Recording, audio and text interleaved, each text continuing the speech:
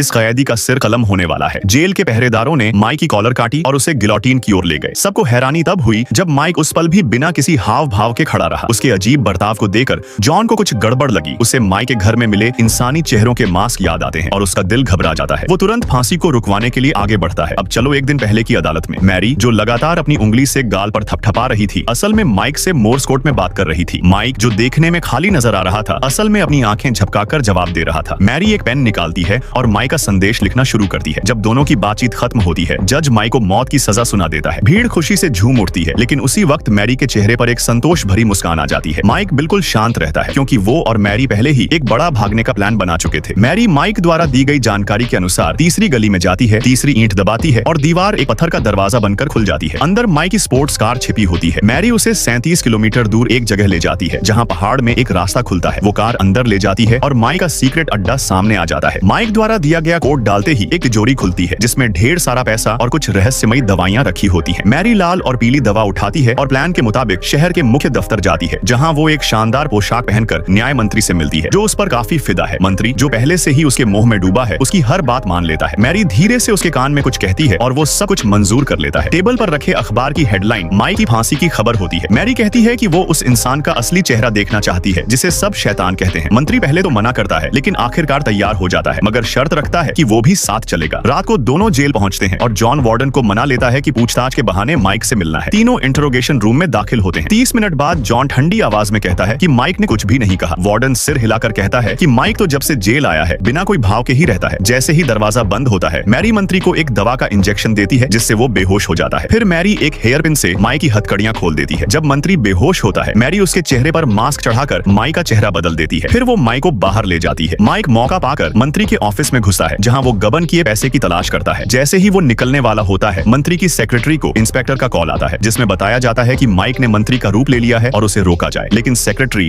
उसे किसी ठगी की कॉल समझकर गुस्से में काट देती है। माइक, जो सब सुन रहा था, जल्दी से वहां से भागता है। उस पुलिस वाले के सामने से निकलता है जो उसे पकड़ने आया था। फिर वो बाहर निकलकर मैरी की कार में बैठता है और दोनों वहां से निकल जाते हैं।